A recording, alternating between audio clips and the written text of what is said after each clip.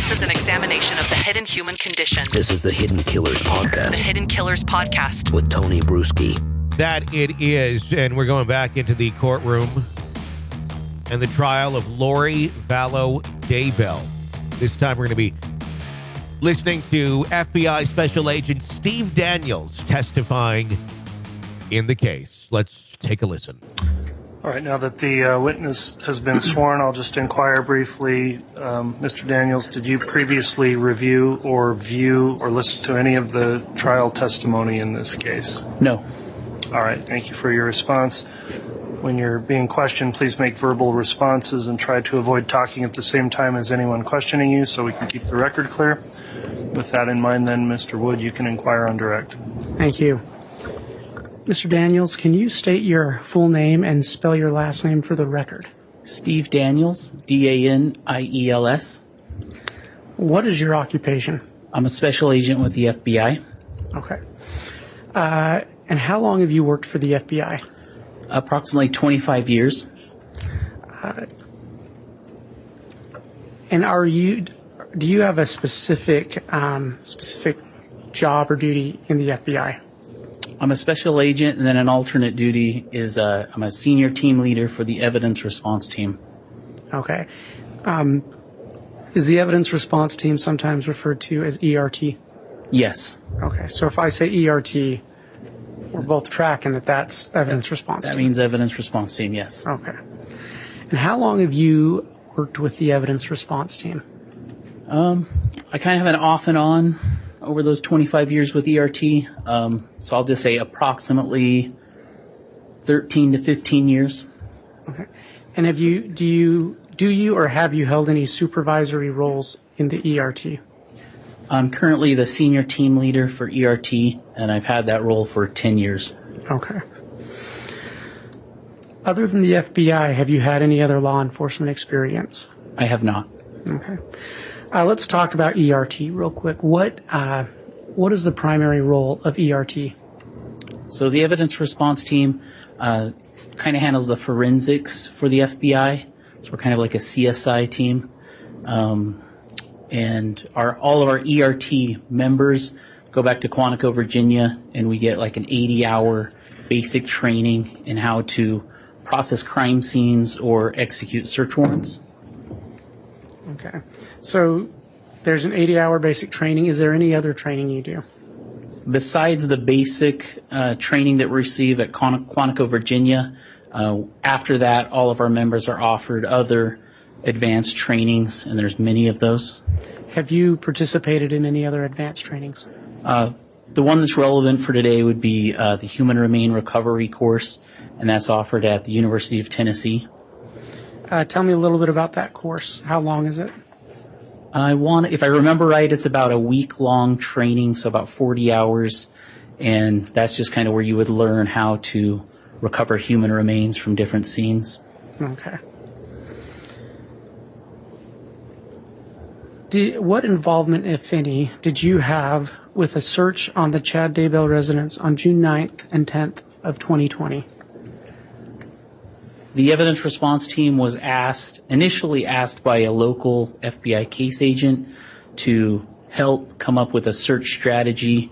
We would be executing a search warrant on June 9th and 10th of 2020 at the Chad Daybell property, and that included residence, outbuildings, and a 3 to 4 acre property. And one of the things we would be looking for is human remains, along with other evidence of a crime. Okay. What did you and your team do in preparation for that search? I was first notified that there would be a search warrant approximately a week prior to the search warrant execution, and from that, the preparation phase would have involved talking to the local FBI case agent, and then talking to local police, Rexburg PD, police department, talking to the evidence response team unit, and they're the unit that oversees all the evidence response teams nationwide. And then we would have also talked to the FBI laboratory at Quantico, Virginia, and we would have come up with all kind of a team effort, come up with a kind of a search strategy or game plan as to how we would process or execute this search on the property. Specifically, the difficult part would be looking for human remains. Where would we find them? And I can go into more of that if you want. That's okay. We'll get there. When did you arrive on the Daybell property? So on June 9th of 2020, just in the early morning hours. Okay. And what was the first thing you instructed your team to do? Since we did have a week of preparation, I had approximately 8 ERT members with me. And so for my 8 ERT members, everybody was pretty much tasked with a role before we arrived. So some of the things the ERT members would have done, I would have had a photographer, somebody that's going to take overall as-is photos of this property before law enforcement or ERT has touched anything. We would have had somebody start a crime scene sign-in log so that we know who's coming and going from the scene. I, as the team leader, would have had a administrative worksheet or log. And one of the things that I would have first done is done a preliminary survey.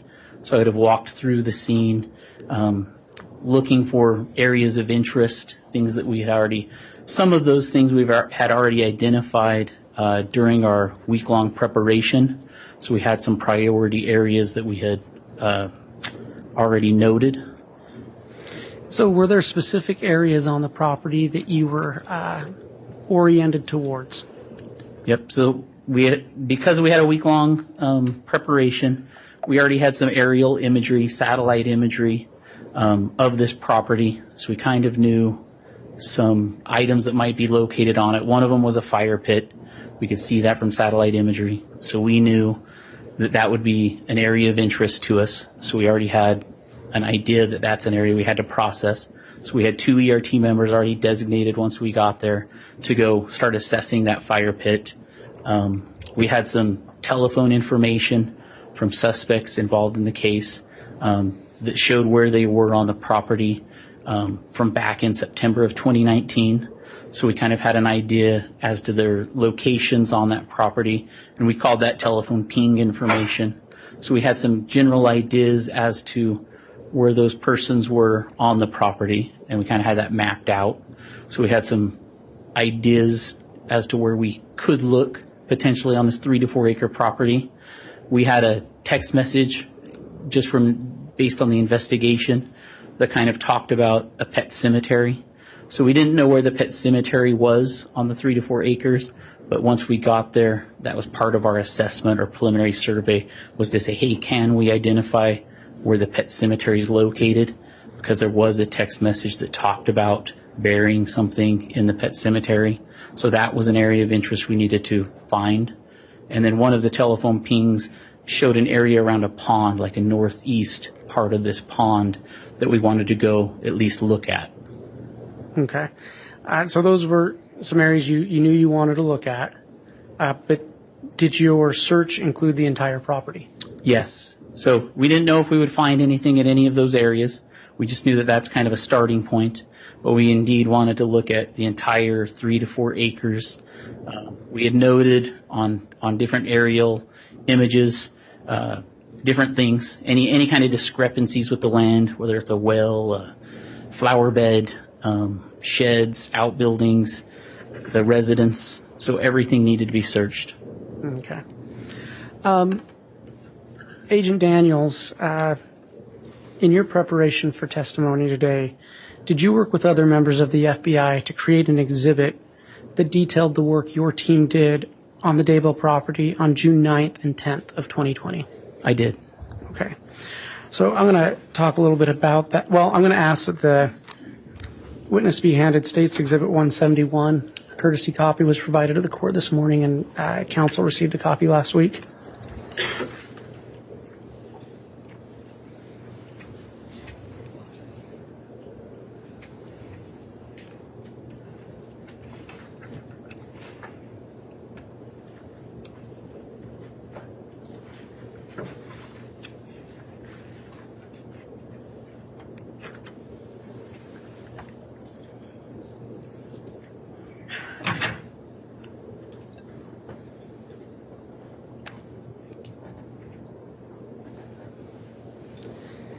Agent Daniels, do you recognize State's Exhibit 171? I do.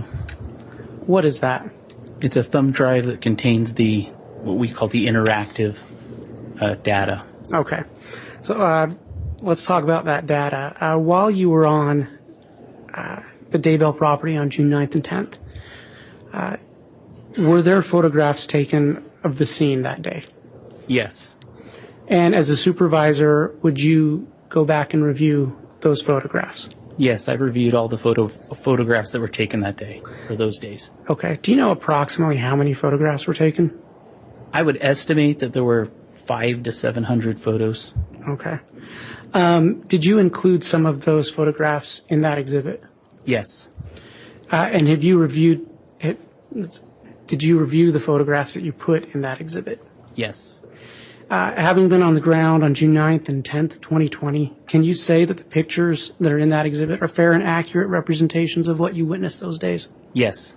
Okay. Are you aware of what a Faro scanner is? Yes. Can you explain for the jury what a Faro scanner is? So a Faro scanner is a measuring tool that the crime scene team, ERT, uses when we process our crime scenes. And the Faro scanner, it has a laser, and the laser is directed by a mirror, and the Faro scanner sits on a tripod, and it rotates in 360 degrees. And wherever you put the Faro scanner, it'll take a scan using that laser, and it can take thousands of different measurements of that area. Okay. Was there a Faro scanner on the ground with your search team on June 9th and 10th? Yes, there was. And is it fair to say that that Faro scanner took thousands of points of data? Yes. Okay. And it took approximately 40 scans, 360 degree scans during those days. Okay. Does the exhibit you prepared, this interactive exhibit, utilize Faro scan information for the burial sites of J.J. Vallow and Tylee Ryan? Yes, it does. Have you reviewed that Faro scan data for those two sites? Yes, I have.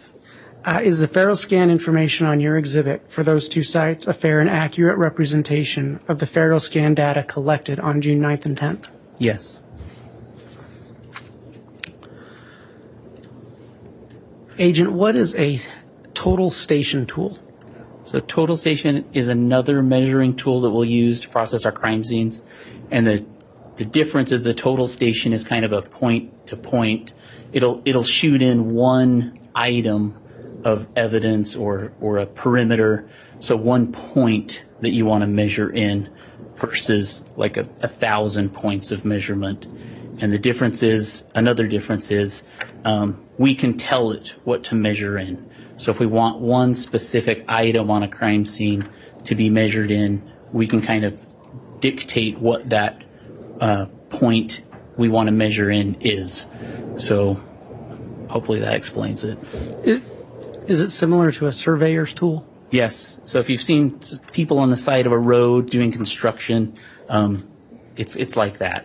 It also has a tripod on one end, and then on the other end there's usually a person holding a pole with a prism attached, and it'll shoot a laser to that person holding the pole, and it'll measure with a laser out to that one point.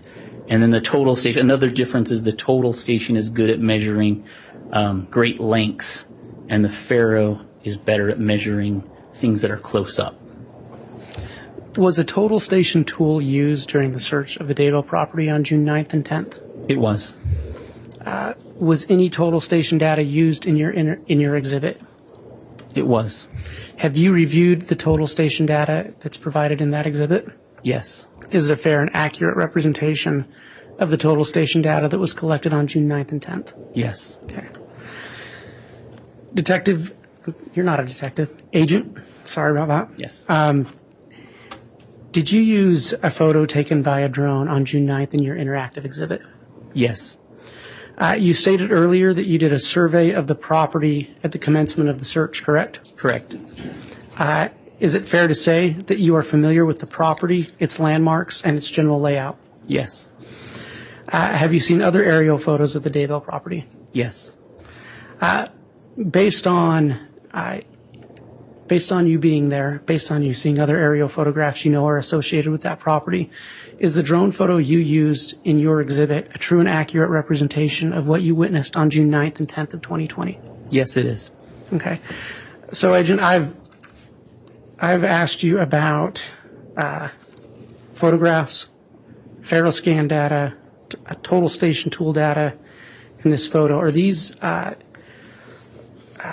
is information from those different tools collected in your exhibit? Yes, it is. Was this exhibit created to summarize the voluminous data, recordings, and photographs that were collected on June 9th and 10th? Yes, it was. Would it aid you and be more convenient to provide your testimony to use that exhibit than providing every single photograph, Faro scan data, and total station data collected that day? Yes, it would. Your Honor, based on Idaho Rule of Evidence 1006, the state moves to admit Exhibit 171. Any objection? Yes. All right. What's your objection, counsel? Your Honor, I'd like to volunteer in aid of an objection. You may. So, Agent, you indicated that this exhibit that the state is trying to introduce here uses Faro scan data and total station data and drone photos. Is that right? Correct. Okay. What training do you have as far as the Faro scan data? Do you have any training on that? Just what my total station and Faro operators provide us. So we'll do quarterly trainings within our division, and they'll give us trainings on those items. So you testified today that you know this to be true and accurate depictions of the Faro scans. How do you know that? I mean, if you don't have any training on Faro scans. Objection misstates the testimony. That's sustained. But you can still answer as it relates to any foundational question for training on that device. So in order to create this interactive, I sat down with our total station operator and our Faro scanner operator who were at the Daybell property on June 9th and June 10th, and they went over what was in this interactive with me and showed me the data that was in this interactive. And then I sat down with, or phone called in, Teams meeting with the Operational Projects Unit at FBI Laboratory, the individual who created this interactive, and just kind of confirmed all of the information that was put into this interactive. Okay. So who was it that was operating the Faro scanner? S.A. Bryan Kimball.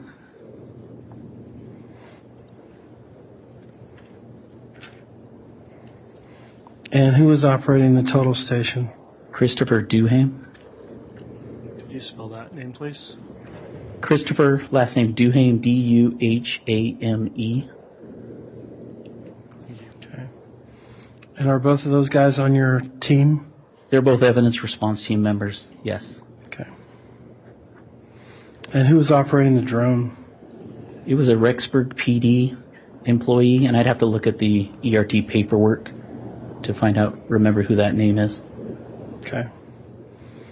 But you reviewed the drone footage? Yes. Okay. And did you compare that with any satellite footage or any other footage that would give an aerial view? Did you ever fly over the area to see if that was accurate?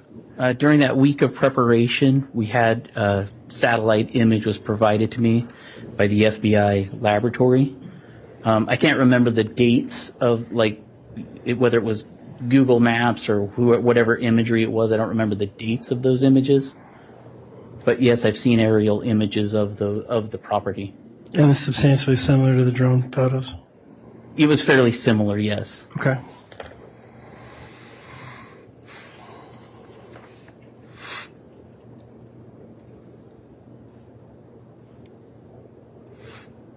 You indicated that you had a Skype or some sort of a Zoom meeting with Operational Projects Unit. Is that right? Yes, sir. Who is that? I'd have to get the name for you. The first name was Raya, R-A-Y-A, and I'd have to look and see what the last name was. Is this a man or a woman? A woman. Okay, so what did she do for you that gave you more confidence in this particular PowerPoint or presentation that you're going to give? She's the person that actually put this interactive together at the FBI laboratory. Okay.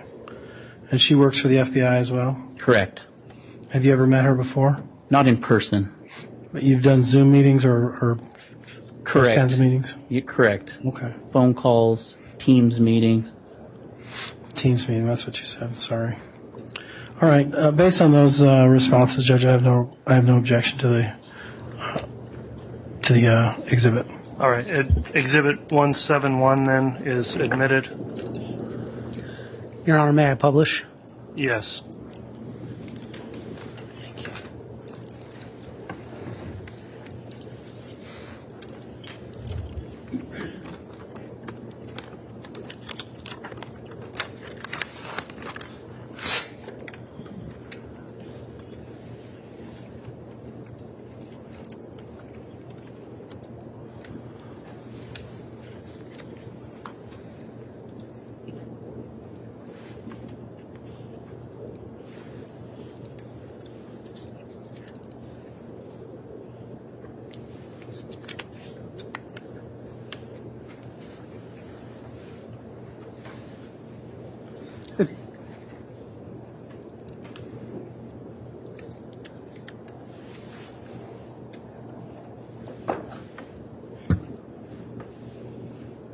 It's working. It just takes a minute to spin up.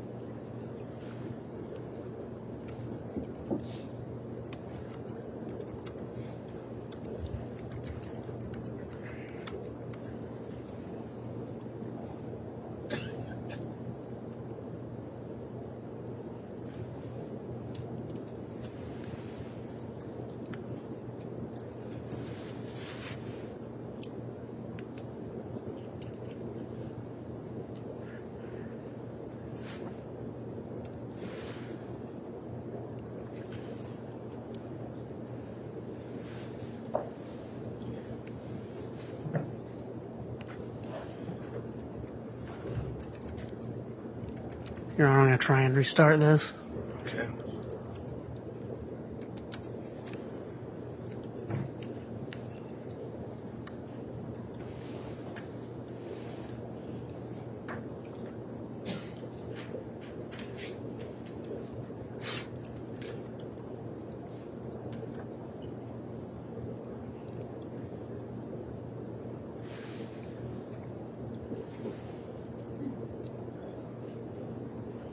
There we go. Detective, do you recognize this title screen? I do. Agent, I apologize again. Agent, do you recognize this title screen? I do. Can you just briefly describe what's on this screen? It's just an overall showing the area, and in the bottom portion of the screen, it shows where Lori Vallow and Alex Cox residents are with a dot, that red dot, in Rexburg, the city of Rexburg. And at the very top is the area that I'm going to be focused on, and that just shows where the Daybell property is in Fremont County. Okay. Agent, is there a pointer on the... Oh. Yes. So down here is where the Lori Vallow residence, the apartment, and Alex Cox apartment are. And then the Daybell property where we executed the search warrant on June 9th and 10th of 2020 are. And in the morning of June 9th, we kind of stayed, the team kind of staged at a Salem church prior to the search warrant execution while local law enforcement made safe the residents. And I think that's all I need to... north, if you'll notice, is towards the top of the screen, just with the compass there. might help us. I'll point that out once we kind of zoom in to the property.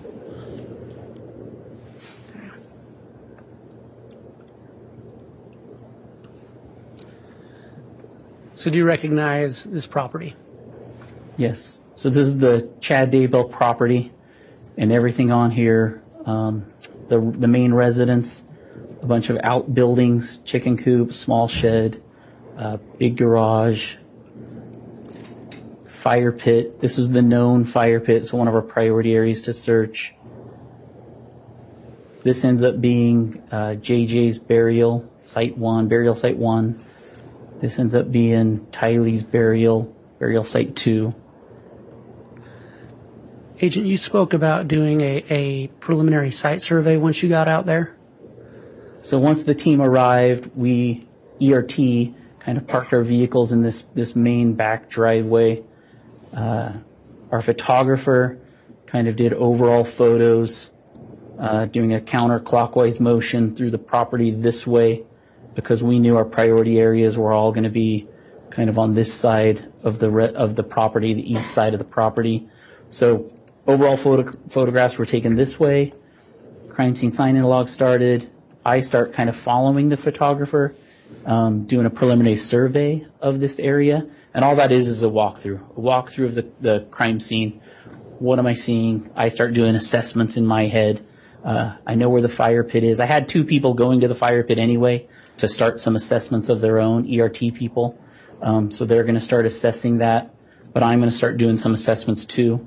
What does the fire pit look like? Can I determine where the pet cemetery is?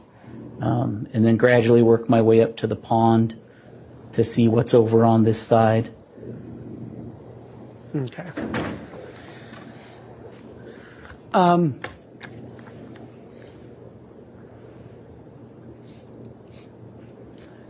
Were you part of a search of the house that day? Yes. Okay. What do you see here? This is one of the ERT photos that we took, and it's just showing an overall photo of the front door of the residence.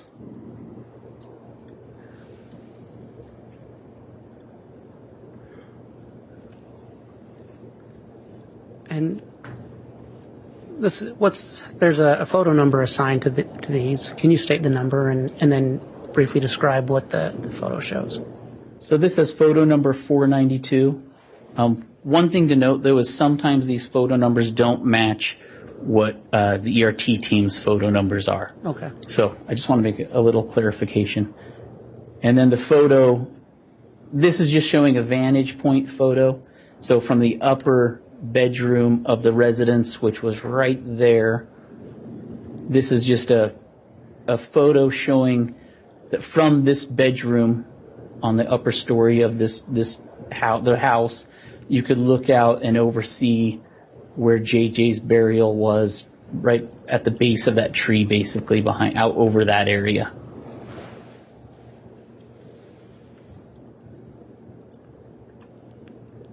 Can you describe what you saw in this photo? And this is from the same window, just a different view. This is facing east, just overlooking.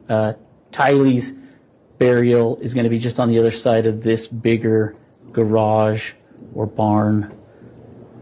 So that's just a vantage point, showing what the residents could see. And this was from that same upper bedroom, correct? Same upper bedroom window right about there on the top. Okay.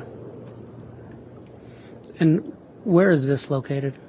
And now this is the kitchen window, and it's going to be somewhere in that vicinity.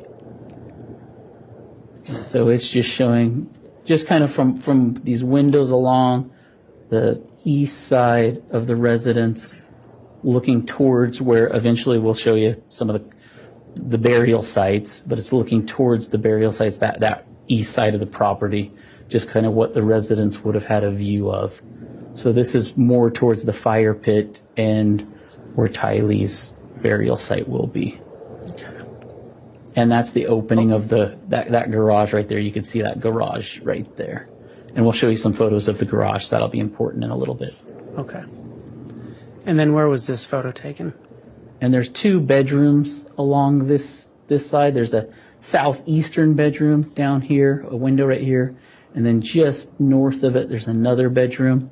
So this is from that bedroom, the second bedroom from the southeast corner. So it's just right about there, just showing the view that bedroom window would have of the property facing those burials. So up there would have been JJ's burial, and over here would have been Tylee's burial and the fire pit.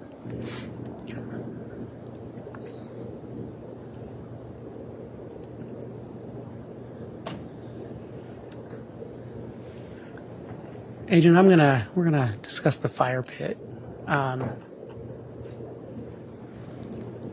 you describe what we're looking at in the photo that's been listed as 27?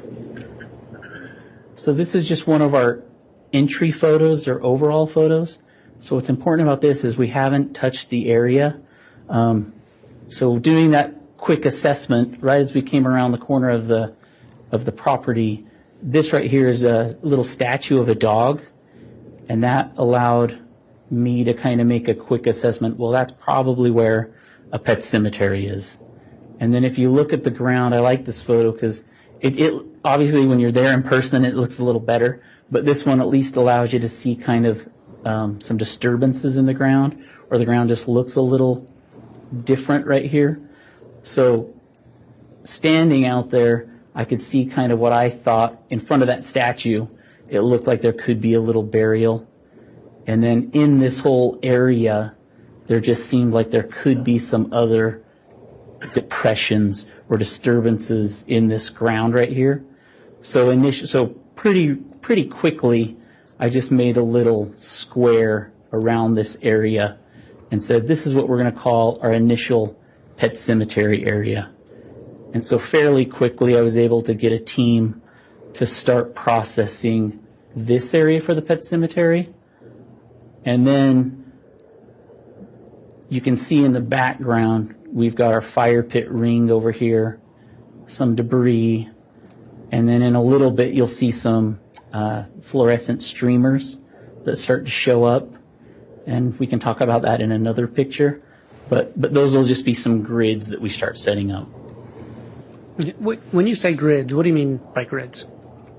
So a lot of times when we do search, especially on a big property, there's not really any reference points out there. So we like to establish some kind of a grid system so that later, for when we go to court, or I'm trying to show a jury what we did on a property, we can kind of make it make sense to everybody. And if we find some evidence in that grid, we can kind of give you a little bit better detail as to, on this big property, right here's where we found it. And so hopefully we'll see if that makes sense in a minute.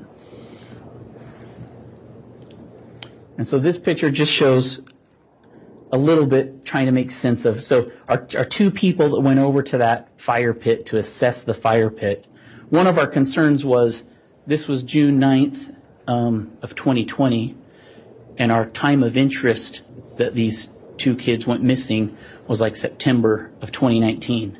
And we didn't know, is the fire pit today, did it look like that back in September of 2019? And so while they're assessing, they went over to that fire pit and started assessing, they started seeing ash on the ground outside the fire pit. So that's what they made their grid. They made the grid go extend beyond the actual fire pit ring, and that grid is basically going around the entire area where they saw like ash on the ground. So that's what made them determine how to build that grid system. And then while they were building that grid system, they noticed a little silver charm, and we'll talk about that in a minute. And Agent,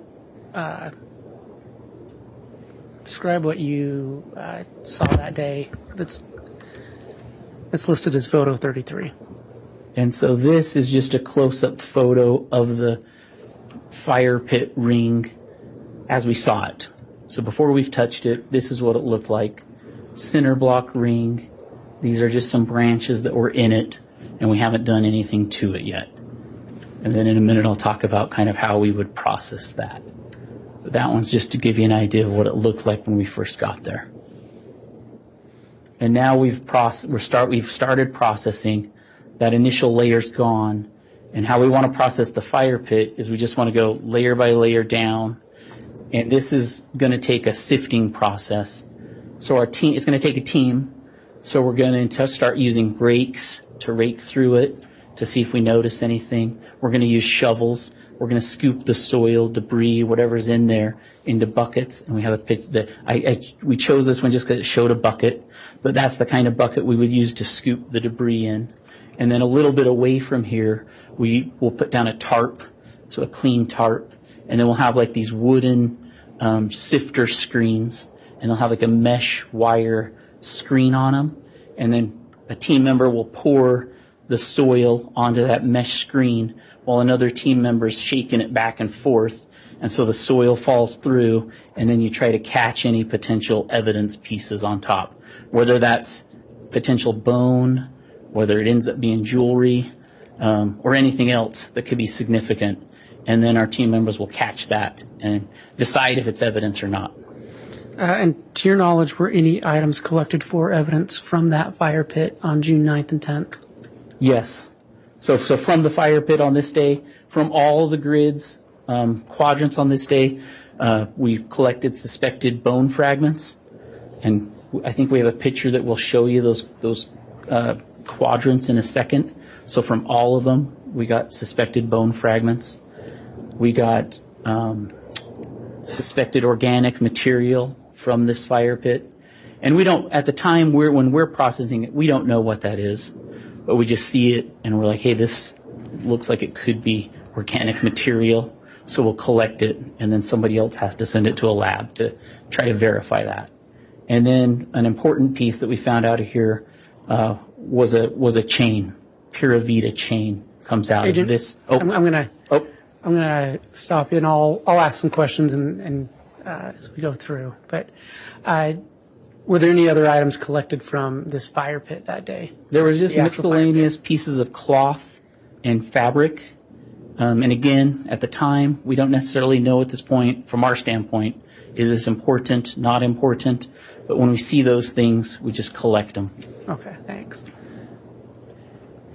And Agent, what are we seeing in this photo? This is just a photo to show you as it's, we're probably nearing completion of the processing the fire pit. So it's just showing how it's getting, it's getting cleaned up, and you can kind of see how the rake's been gone through there. And then an important thing to note for the fire pit was just as the team was processing this fire pit, they could smell like the chemical smell or accelerant smell was strong. And that was something just to remember. It was almost overpowering at times, and people were talking about, do we need to wear masks, so they could smell that? And we did take a soil sample from that fire pit so that could potentially be tested later too. Okay. And then from the sifting operation in the fire pit, this Pura Vida chain was collected. Agent, when you say Pura Vida, what does that mean? So on this silver part of the chain right there, that's the description on it. So it says Pura Vida on that chain right there. And was that located actually in the fire pit? That was inside the fire pit, and it was collected while doing that sifting operation that I described before. And then this, I'm sorry. No, I was just, Agent, can you describe what we're seeing in photos 46? And then this is just a longer shot of the silver charm we found. I know it's hard to see, but that's because it's a long shot of it. And it was found kind of in this area over here. Here's the fire pit. It was found quite a distance over here. Agent, was this an area where the total station was used to make measurements? Yes, it was. Are those measurements? Those are those measurements. Okay. So when we talked earlier about the team getting there, the team created this grid, and these squares become the quadrants. And they created this because they found that ash on the ground in these areas. And again, thinking, well, in 2019, this fire pit potentially wasn't there. What if it was over here? But we found all the ash outside of this fire pit in these areas. So the teammates, the team members, they're the ones that created these grids. While they were setting up the grids, that's when they noticed that silver charm right there. So it just caught their attention. And it's just one of those things at first. And that was actually fairly early in the day that we saw that, because that's when the grids were getting set up. But it's just like, hey, that doesn't fit. Why is that way out here in the middle of this field? Okay, Agent, what are we seeing in this next photo? So now we're just doing closer up views. Usually we start with a longer view of a piece of evidence, and then we do medium shots, close-up shots, and close-up with scale shots. And that's what you're about to see. Okay. So that's just a closer closer up shot of it. And these are all still with it in place. Okay. And now we've moved it. And now we just added the scale to it. Okay. And then over on the side over here, we didn't get a specific measurement of the charm, but what we did do, because we had our total station, the measurement tool that can measure specific points, we use our total station when we do grids in the middle of fields and whatnot where there's no reference points. We use total station to map in any grids we make. So whether it's a burial, and we'll map in with total station the specific points of that burial, so we know where Tylee's burial is on that property. And then we use total station to map in each one of these corners of our grid, so we know where that is. And then we total stationed in each end of the center blocks. And that's why those center blocks are kind of all noted on there. And so now we could potentially take a measurement from this, our grid point is what we did. We took that measurement to one of the center blocks of the fire pit to at least give everybody the approximate. So that's from our grid, the northeast corner of our grid, to one of the center blocks of the fire pit. So we at least have an approximate distance as to where that charm was. But that's not a measurement to the charm. Okay. And that's just the same charm placed over some paper. Correct. Okay.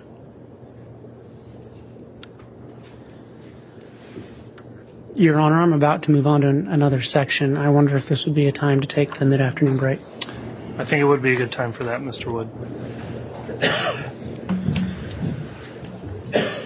All right, we'll go ahead and take our mid-afternoon break for 20 minutes or so. All right, please.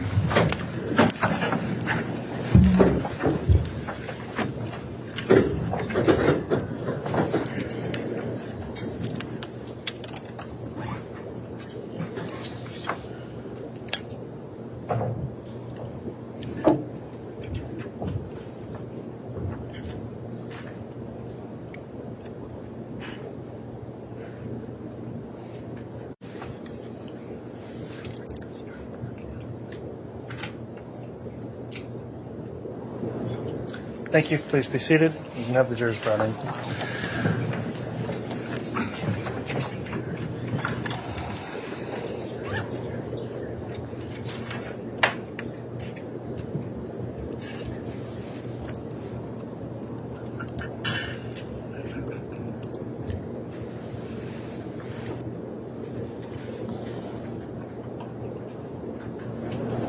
All right, please.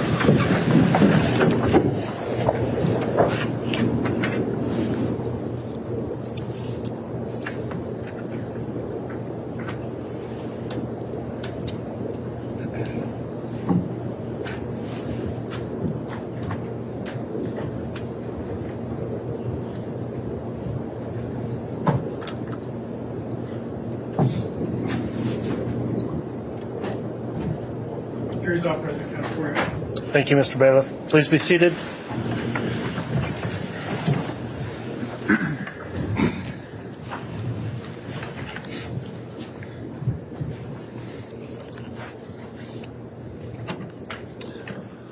All right, we'll go back on the record. Case CR 22 21-1624, State of Idaho versus Lori Vallow. Mr. Wood is in direct examination of your witness, Mr. Daniels. If you'd like to continue with direct, you may. Thank you. Agent Daniels, just before we broke for a break, you had testified about items that were found in the fire pit, correct? Correct. What happened to those items? All evidence items seized at the end of both days were turned over to the Rexburg Police Department. Okay. And was there a log of that kept? There was.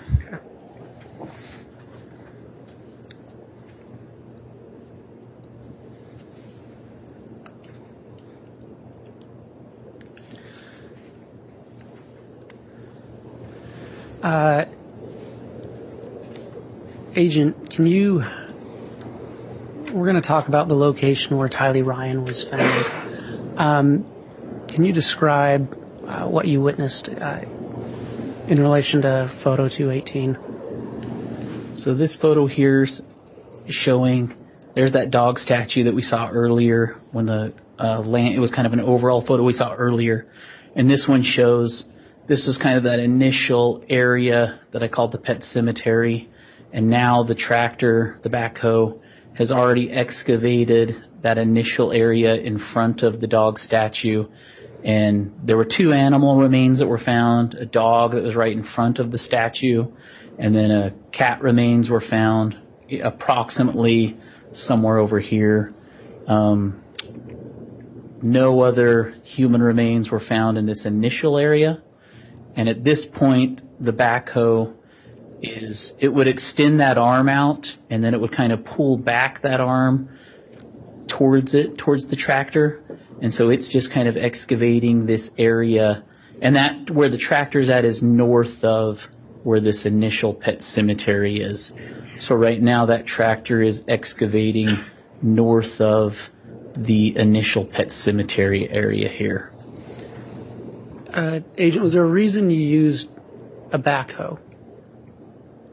At this point, since we hadn't found anything in this initial area, and we did use the tractor here also, but first off, our process, and I guess I should describe that process. So the process we used for this pet cemetery, where I had seen this dog statue, in front of that dog statue was some disturbed areas that I thought could be burial sites.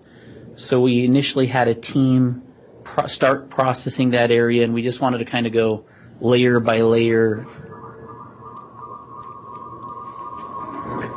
Sorry about that.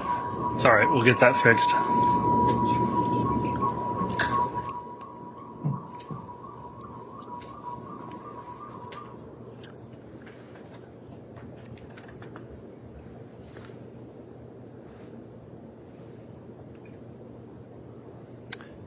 Thank you, Madam Clerk.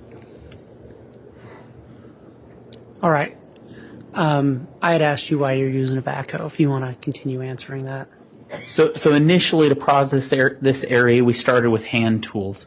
And we started by processing where we thought that pet cemetery area was with hand tools, and we kind of wanted to go layer by layer down. And we found the animal remains by using hand tools. And then once we didn't find any human remains, we started using the backhoe just to save time and try to see if there was something there. And once we excavated deeper in that initial area, we just had to start expanding to try to clear more ground. And that was essentially why we started using the backhoe, just to cover more area. Okay. And tell us what you observed in the photo that's been designated 222. And so as that tractor was excavating to the north of that initial pet cemetery area, this is one of the first bone pieces that became excavated. And it's kind of a vertebrae piece. And at this time is when we stopped using the backhoe. We couldn't tell at this time if this was human remains, but at this time, besides the bone being found, I could smell an odor that I could associate with human remains decomposing. And so between this bone being found, and there was a second bone that was found also, and that odor that I can associate with human decomposition, the decision was made not to use the tractor anymore. And in this new area where these bones were found, that's what we started excavating, which is hand tools. And Detective, you talk about this smell. You've been involved in previous searches for human beings, correct? Who are deceased? Correct. And is there a specific smell to you of a decomposing body? Yes. Okay.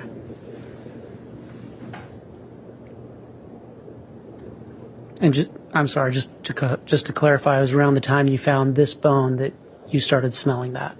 Yes. So as we were assessing this bone and a second bone, that's when that smell of decomposition, we could smell that smell. And that's when the decision was made not to use the tractor anymore and to start processing this area with hand tools. And Agent, can you describe what we're seeing in this photo? In this photo, we really want to highlight these bricks that were uncovered by the tractor. And these bricks were in the vicinity of where we end up finding Tylee's grave site.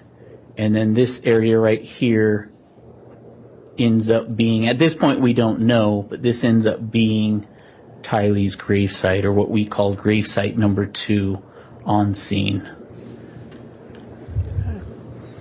And at this point, could you still smell that same odor? Yes. And the odor just gets more stronger as we start excavating this area.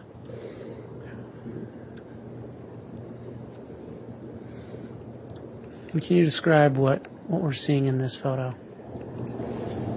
This, I think my laser pointer's given out on me. Yeah, I don't know if you guys have another laser pointer. Killed it. Unless I've done something to it. Now it's working. Oh. I'll keep going with this one until you get down. This right here is another bone. And then this area just shows the area where we eventually determine is Tylee's burial site.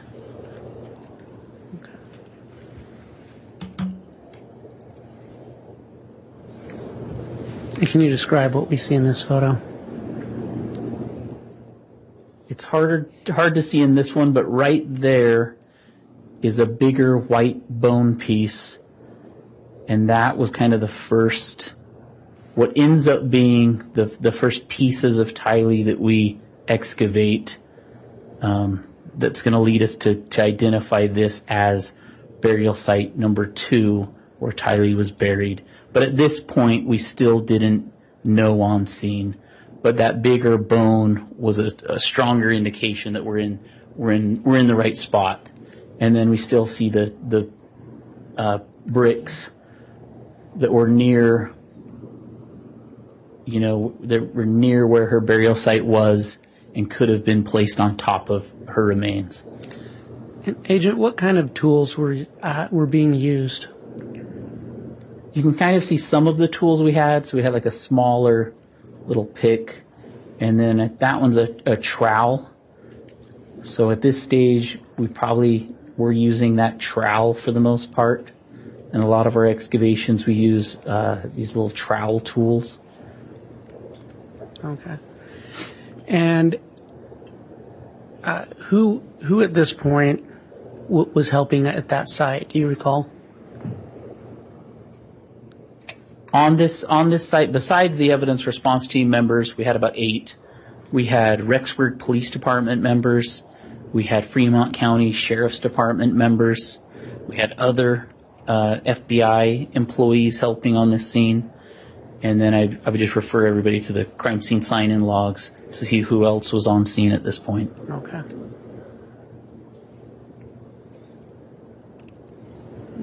And what are we seeing in photo 255?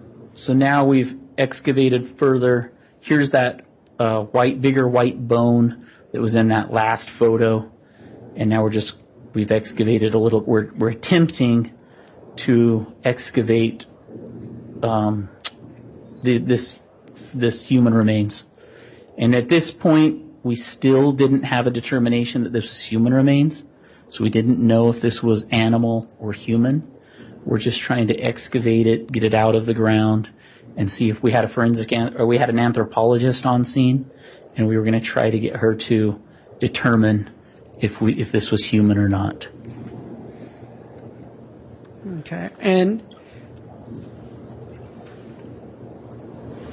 I'm actually going to go back to the previous photo. As you were digging through this, was there anything remarkable to you about the soil as you were digging? Oh. As we were trying to excavate this area, what we noticed was on the east side, so this lip right in here, this was harder for us to excavate through. And it had some kind of like a hard substance, similar to like a concrete type substance. And so we had a difficult time just kind of getting through those layers. And I think there's a better photo later. Okay. But we ended up using the backhoe to kind of pull that kind of crusty layer away from these remains. And I think we'll have a better photo later to show. And Judge, if we can get him a different laser pointer, I'm having a real hard time following what he's looking at and things that he's pointing to. All right, we do have an alternate one there. Thank you. I'll try to use this one again. It's working now, but it might go out. And then the other things to point out from this photo is just the kind of how the ends look charred, and then the pink flesh versus some charred flesh. Yeah, this laser pointer is going out again. It works for a second, and then it goes out.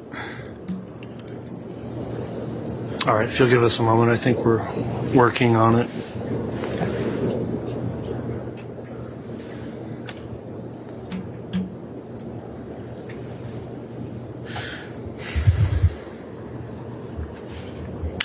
Okay, there's a new one being delivered. It may take a few minutes. Maybe you can direct some additional questioning that doesn't require him to point for the moment, Mr. Wood. Okay.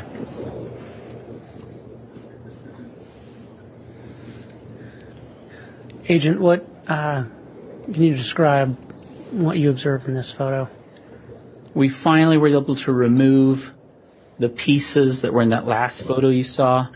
And these are the first pieces of Tylee's remains that we removed at the end of our day one, so June 9th of 2020.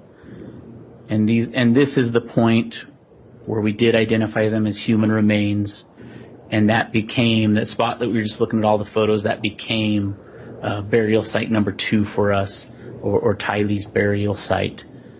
And so at that point, we kind of established a new perimeter around her burial site, and then came up with a better kind of excavation plan.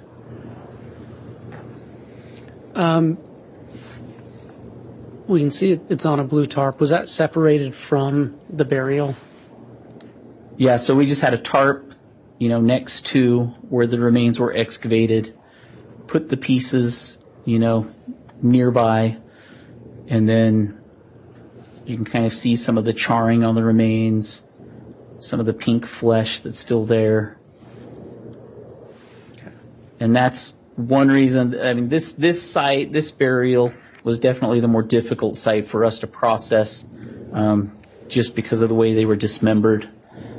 We had a difficult time just trying to establish what are we looking at, how was this burial done. So this site definitely gave everybody that was trying to excavate it, made it harder for us. It made it complex. Okay. Is this a moment? I think the bailiff's got a new laser pointer here. Oh, thank you so much. Thank you for the help. Okay. And in this photo is, can you describe what you observed there? And this is just a closer up view of all of the initial pieces that were identified as Tylee.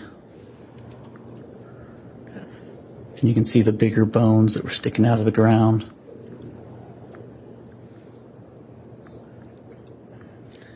And again, the hard part for us was just that initial excavation, like removing those was difficult. They didn't want to come out of the ground. And we find out later it's because they were all just kind of melted together. And so it wasn't a standard excavation of remains.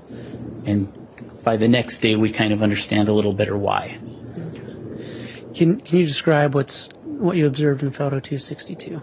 This is after we had excavated those last pieces of Tylee. This is kind of what that burial site then looked like at the end of day one. So at the end of the day, you had taken portions out of the ground. What happened with those? So the coroner, the pieces of Tylee that were on that blue tarp were then turned over to the coroner, so placed in a body bag, and then the coroner would have been responsible for removing those from the scene. Okay. And so this photo was taken at the end, you said, of... So after those pieces were removed, then this is what the burial site then looked like. Okay. And can you describe what's in this photograph? And basically at the end of June 9th, 2020, we ended our day having established, okay, this is where Tylee's remains are. This is burial site 2. We got those pieces out, those first pieces that helped us identify, okay, this is where it's at. The coroner took them. And so now we're kind of at the end of the day. Before we kind of continue excavating that burial now that we know, okay, that's what this is just where we left off for the day. So we're basically just secured everything for burial site 2 where Tylee was buried, and we secured it all for that day. And now Rexburg PD, Fremont County Sheriff's Office are going to secure the scene overnight, and then the next day, June 10th, we're going to come back and we'll process. One of the things we'll do is come back and prioritize processing, excavating all those remains that are still left in that burial. And approximately what time did you secure the scene and then leave on June 9th? I'd have to look at our logs to be positive, but it was probably approximately 5-something p.m. Okay. And what is this a picture of? Now, this is June 10th, 2020. So this is an overall photo before we start the second day. So this is just how our scene is looking before we start processing. Okay. So where these orange stakes are located, those are the stakes that I put down just to indicate this is now the perimeter around burial site number 2 where Tylee's remains were located. And now for today, we're going to excavate that, just kind of a layer by layer down until we found all of the remains. And as you went through this excavation process, both on the 9th and 10th, were individuals sifting some of the soil that you were going through? Oh, yes. So this picture is a good picture to show what our sifters look like, the wooden sifters. And on the inside of these sifters is a mesh wire screen. So that's a sifter right there. And then again, there's our buckets. At each of the burial sites, there was a sifting operation. At the fire pit, there was a sifting operation. And at JJ's burial site, there was a sifting operation. Again, just looking for evidence, pieces of human remains, just to make sure we've collected everything. And can you describe what we see in this photo? So now we've uncovered the burial site, and again, you can see this, the orange stakes kind of represent the perimeter of the new burial site number 2, where Tylee's remains were located. And now today we're just going to do kind of a layered approach, excavate down, take overall photos of each of these layers, stop and take the Faro scans so that we can kind of see what that's going to look like, the different measurements of get the depths of where we're at. If we see something significant, then we'll stop and take photos and scans. So only really if we see something significant, and the team leaders, someone like myself, can decide if we need to stop and take photos and scans. And this one was a difficult one, and we'll probably see why in some other photos, because it just wasn't, I hate to say normal, but it just wasn't like a normal burial. Can you describe what we were observing in photo 368? So this is a good photo that shows kind of our difficulty we had excavating. So on this side here, you can see how we were able to kind of get excavate deeper. And so this side's kind of deep. And then this side up here, we were hardly able to excavate and go deep up here. And that's because this lip right here, and you can kind of see the texture to it, that's the side that had what I'm describing as kind of that concrete type material. So I can't say for sure if somebody was trying to cover this area, the burial, with some kind of concrete substance, but it was real close to where this burial is, right? Okay. We ended up taking samples of that substance. So we took a sample of that. And then on the, obviously, what stands out is at the bottom of this, and this, it ends up being, we couldn't figure this out, like as we're hitting this top portion here, we could tell it was kind of a organic material. But again, to your eye, as you're hitting this, you're like, what is this? This doesn't seem human. But what it ends up being is that is kind of the melted flesh of a human. But it took us a while to understand that or realize that. But this ends up being just a mass of a human, dismembered, melted mass. And then finally, when you get to the bottom here, you kind of start understanding, oh, there's a melted green 5-gallon bucket. There's the skull finally down at the bottom. And those are really kind of, in my mind, what stood out finally, like, oh, wow, like that is a human. So this was kind of it took a while, even for investigators, it took a while for us to wrap our head around what happened here, what is this? Can you describe what we see in this photograph?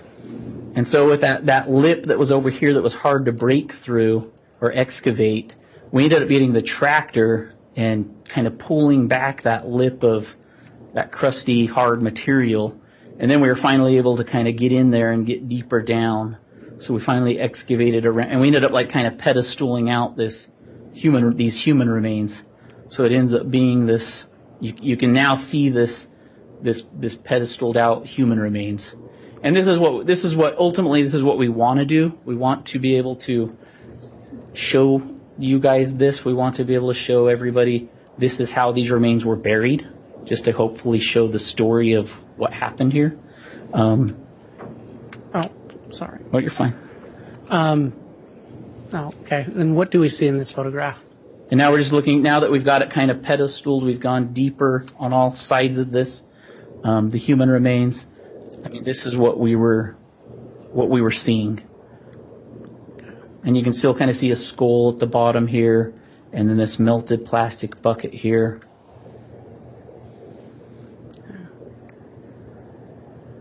And what is this a photo of? And so now we're just trying to get better photos of what we could identify, what made sense to us. And that was really the skull, and then that bucket that was just melted. Is that just a different angle? Just a different angle, trying to get as low inside the barrel as we could, just to show what did that look like when whoever did this, put those remains in here. So just trying to show us, everybody, what was this like. And then at some point, at some point we just had to make the decision. We've done everything we could to show that story of how these remains were put in there, buried, and then the decision was just made. We had to try to lift them out. So when the team tried to lift those remains out, that's when they just fell apart. So we ended up, that mass of melted, dismembered remains just kind of fell apart.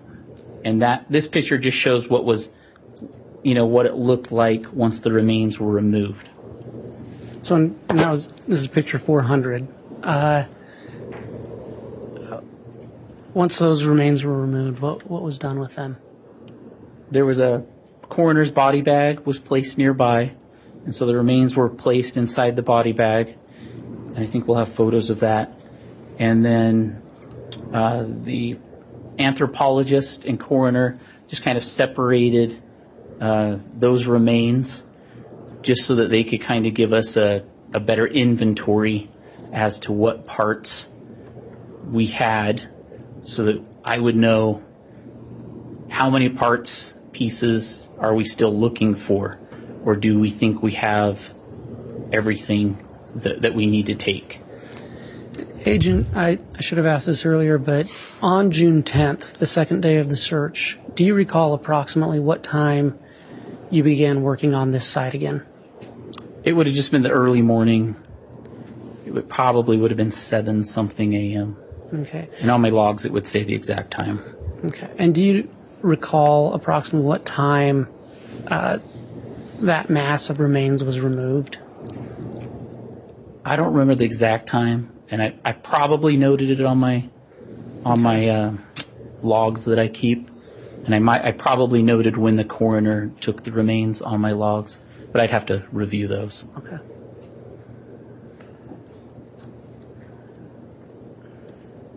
What is in photo 403?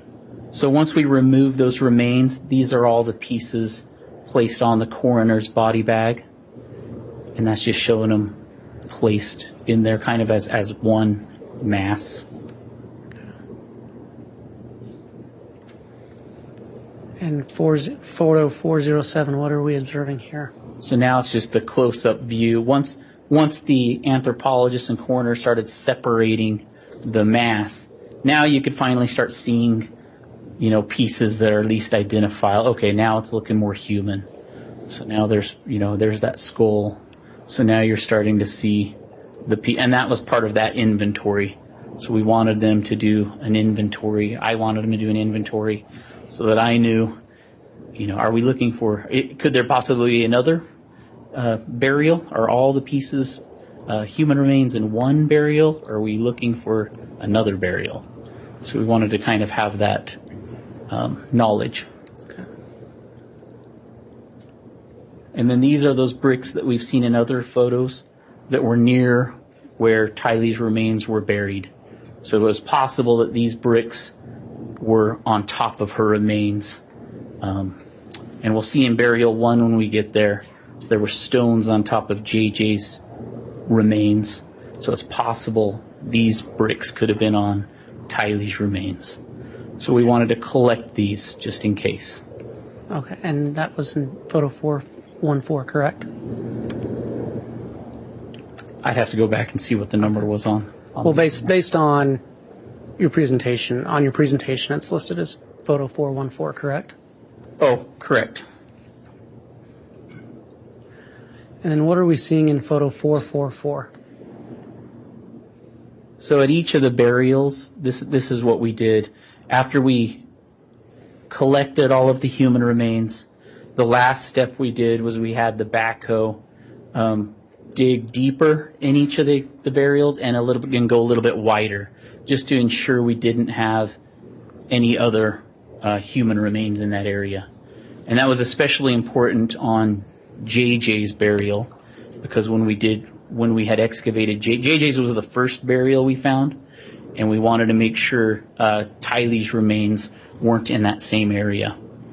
So that was just something we did extra to make sure there weren't any other remains. Okay. And was anything else located? No. Okay. We mentioned Faro scanners earlier. And you mentioned feral scans at that specific site. Can you tell us what we're seeing in this first photo?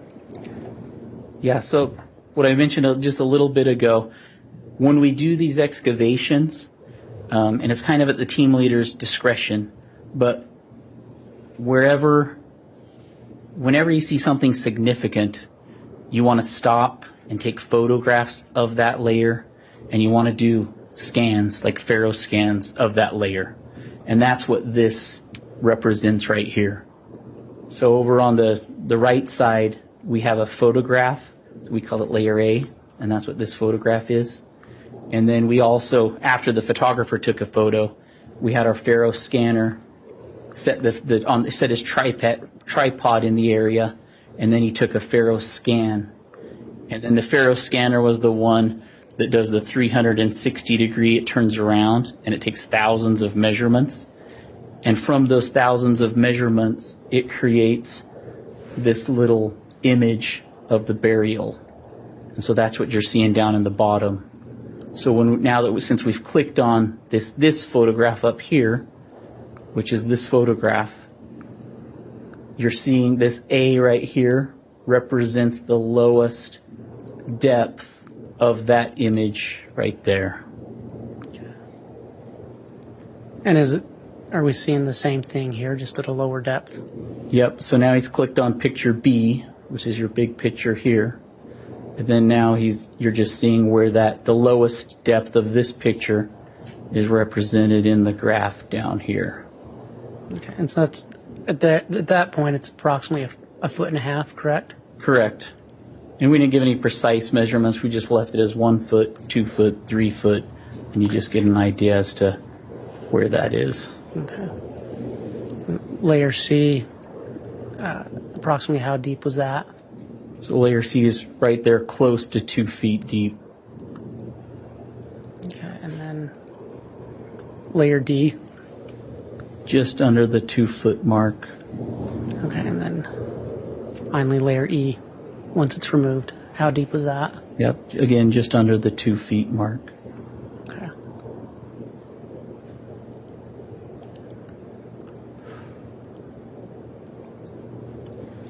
Detective, as part of your search, did you search this shed and barn that's highlighted by the mouse? Yes. Okay.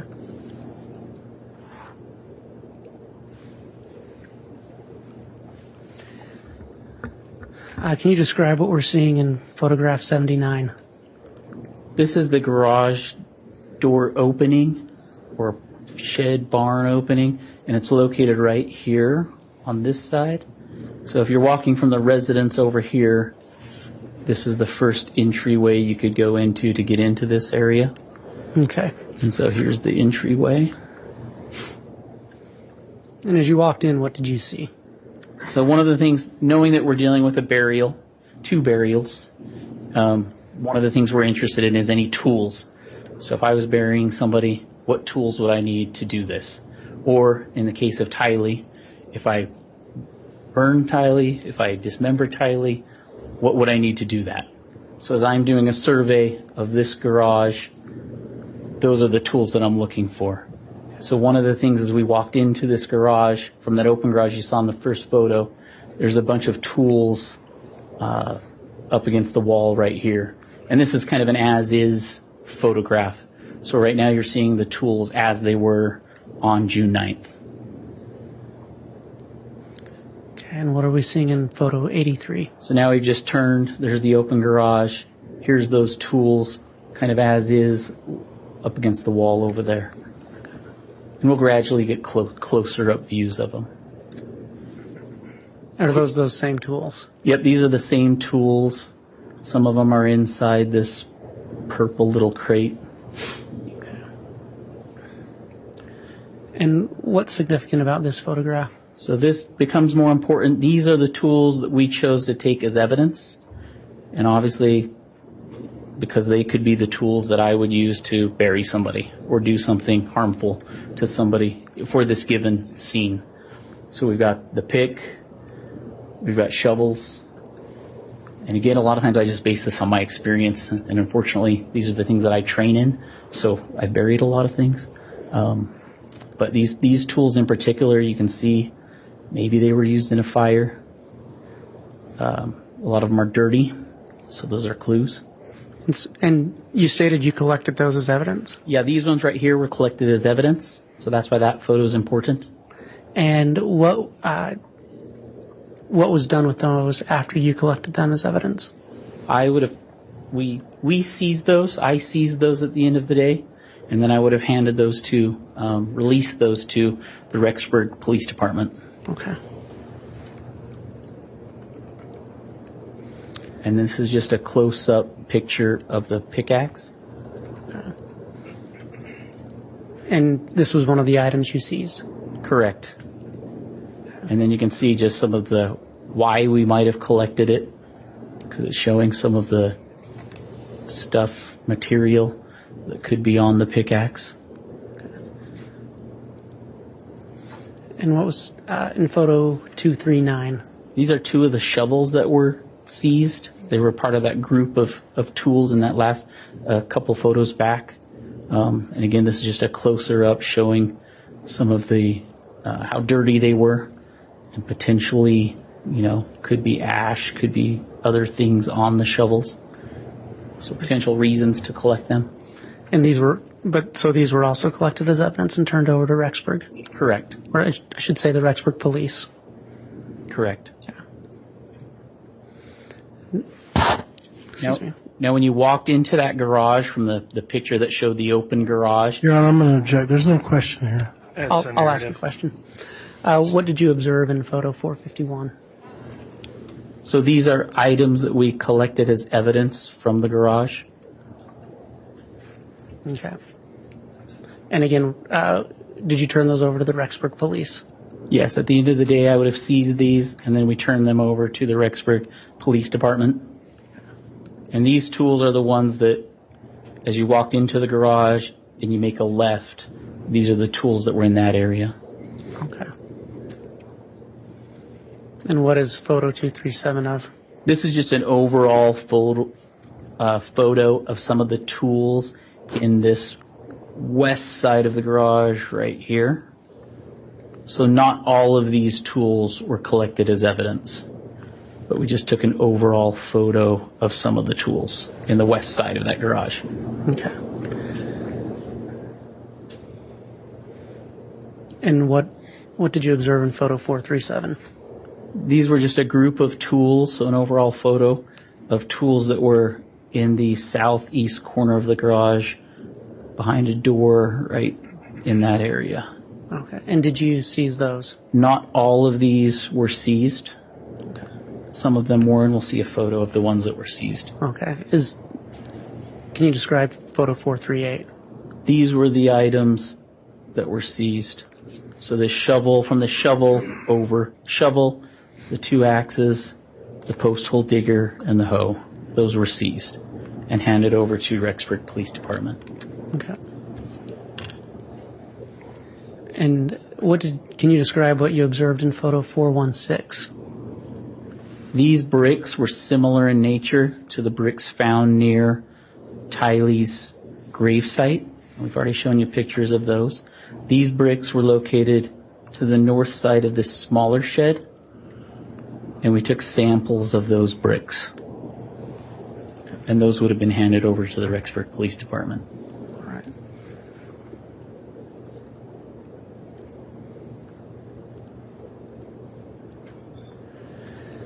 All right, Agent. I'll speak with you about Site 1.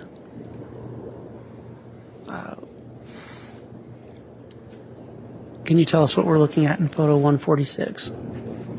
This is just an overall photo showing what, as you walk towards where JG's burial site is, which was our first burial site, the first human remains that were identified on June 9th, 2020, what it looked like as you start walking towards it. And it's in the northeast, it's right about here, the northeast corner of this pond. Okay. And what did you observe in photo 149? And 149, we're getting closer now. And so basically, it's easier to see when you're there, but it's taller vegetation, taller grasses, vegetation around the burial. And then right here in the center, there's like a shorter vegetation on top of a raised berm. So as you're walking out there looking for a hidden grave, like that's what you're looking for. And that was there was a berm observable to you. Right. So if you're in person, then as you get closer to that, you would see a raised berm in this case. So there'd be a raised berm with less vegetation than the surrounding vegetation that you can see in this photo, how it's really high. And is this a photo of 153? Can you describe what you're seeing there? This is a better photo because now we're getting closer. And so now you can see how high the vegetation is surrounding this part right here. And that, when you're in person, you can kind of get a better idea of the raised nature of this berm. And then you can see how the vegetation's thinner up on top. And so being there, it just stands out to you like this is an odd location, an odd thing. In photo 156, what is that a photo of? It's the same, what ends up being a burial. It's just closer up of that berm, just kind of showing you the shorter vegetation on top. In photo 157, what can you describe what you observed there? This is just an overall photo. It's kind of on the opposite side of the pond, and our burial site was right over there somewhere. And, you're good. I was just going to say, from this picture, you can also see how the fire pit area was over this way, and the Tylee's grave site, it's hard to see, but it would be over that way. In photo 166, what was going on there? So now we've kind of identified our area of where that berm was. And so, again, what we want to do is we want to just process this layer by layer, just going down. And if we see anything significant, again, we want to stop, take photographs, do those Faro scans, and just document how did whoever do this, how did they bury this person. And at this point, I mean, we honestly didn't know if this was a burial or not. But that's our, we have to do this process and figure out what's here. And the pink ribbon that we see, is that where you've gridded it off? That's just one of our perimeter markings. And then this area is going to be where the burial is. And we've already taken some of the vegetation off from above the burial site. Can you describe what we're seeing in 168? So now we've just gone another layer down. We've taken the vegetation off. And now you're starting to see stones kind of protruding through the soil.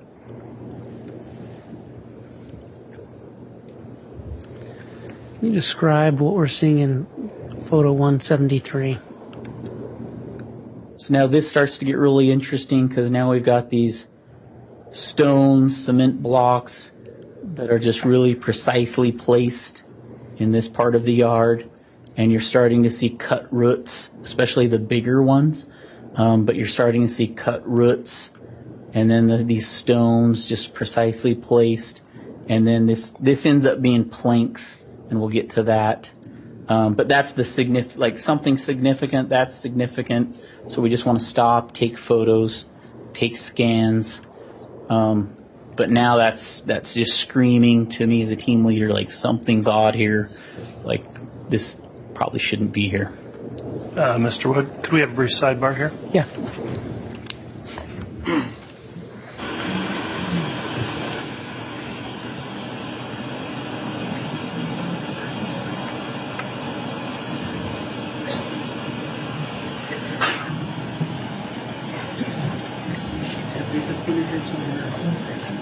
Yes, they must have taken this. I didn't even notice. I had two other ones. That one must have gone to this. Well, thanks for doing it. Thank you.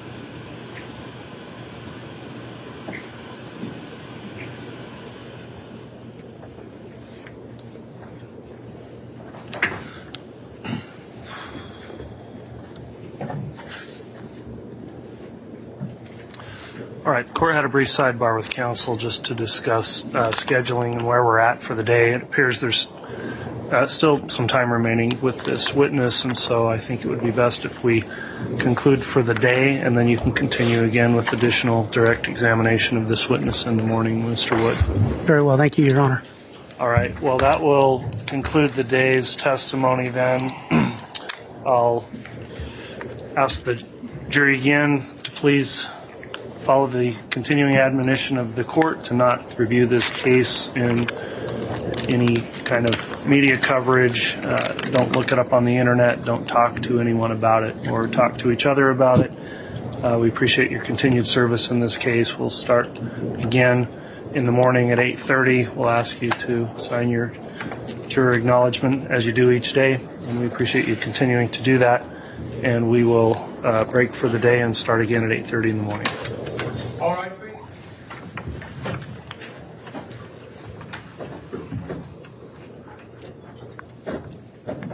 This is an examination of the hidden human condition. This is the Hidden Killers The Podcast Hidden Killers Podcast. with Tony Bruschi. There is still much more to come in this trial, and we're bringing it to you all day long. Press subscribe wherever you download podcasts so you don't miss any breaking updates and discussions as we have them for you right here. I'm Tony Bruschi. Stay with us.